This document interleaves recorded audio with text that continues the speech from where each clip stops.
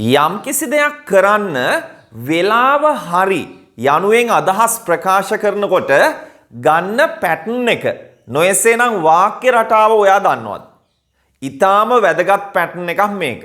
This is one of very useful sentence patterns. ඊටාම ප්‍රයෝජනවත් වාක්‍ය රටාවක් තමයි මේක. අනිවාර්යෙන් ඉංග්‍රීසියෙන් කතා කරන්න බලාපොරොත්තු වෙමින් ඉන්න අය ඉගෙන ගන්නම ඕන මේ පැටර්න් එක. දැන ගන්නම ඕන මේ පැටර්න් එක. ඒ තමා it's time to කියන පැටර්න් එක. යම් කිසි දෙයක් කරන්න වෙලාව හරි. එහෙම නැත්නම් හොඳම වෙලාව කියනකොට අපි ගන්න පැටර්න් එක තමා it's time to.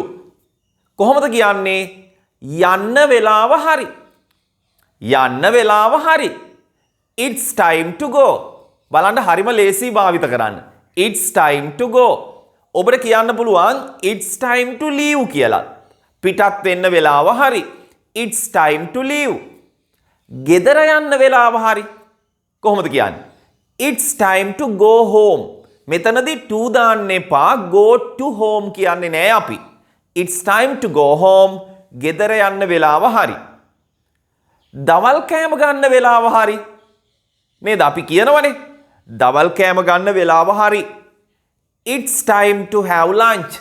මෙතනදී ආහාර ගන්නවට ගන්න verb එක තමයි have කියන verb එක. It's time to have lunch. දවල් කෑම ගන්න වෙලාව හරි. මේ කොහොමද මෙන්න මේක කියන්නේ? මට දවල් කෑම ගන්න වෙලාව හරි.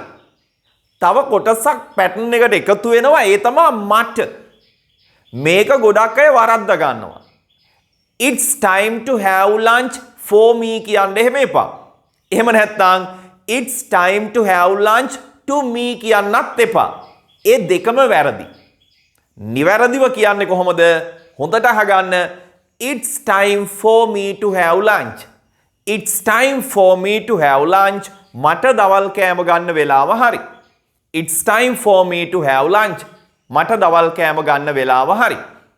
කොහොමද කියන්නේ? මේ ක්‍රමය වෙනස් කරන්න වෙලාව හරි. නැත්තම් කාලේ හරි. ගොඩක් අය මේ සිස්ටම් චේන්ජ් එකක් බලාපොරොත්තු වෙමින් ඉන්නවනේ නේ. නේද? මේ ක්‍රමය වෙනස් කරන්න වෙලාව හරි. It's time to change. ටුට පස්සේ අපි දාන්නේ verb එක. change වෙනස් කරනවා. It's time to change this system. මේ ක්‍රමය this system. It's time to change this system. කොහොමද කියන්නේ මේක? අපිට මේ ක්‍රමය වෙනස් කරන්න වෙලාව හරි.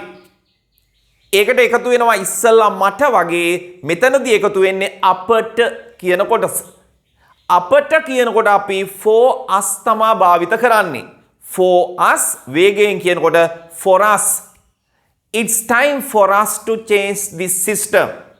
It's time for us to change this system. අපට මේ ක්‍රමය වෙනස් කරන්න වෙලාව හරි. තව වාක්‍යයක් ගමු. තීරණයක් ගන්න වෙලාව හරි. It's time to make a decision. It's time to make a decision.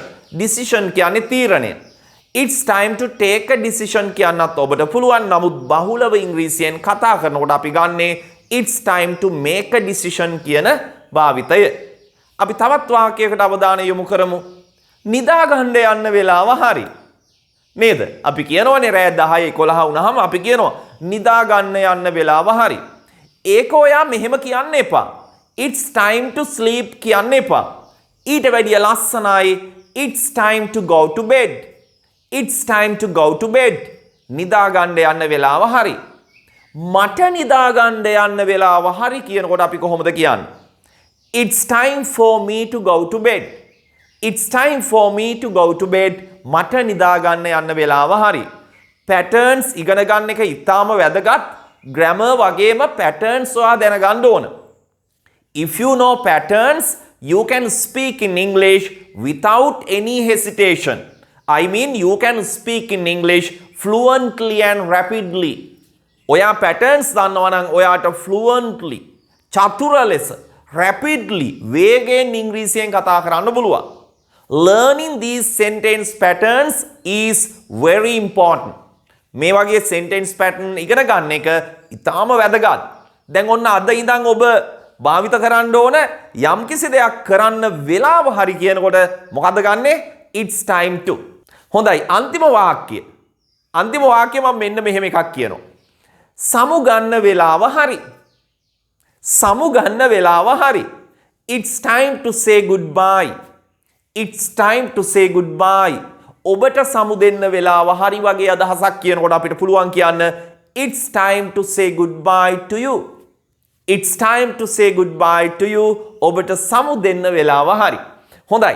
මේ පැටර්න් එක හොඳට ඉගෙන ගන්න, හොඳට මතක තියාගන්න, එදිනෙදා භාවිත කරන්න කියලා ඔයාට මතක් කරනවා.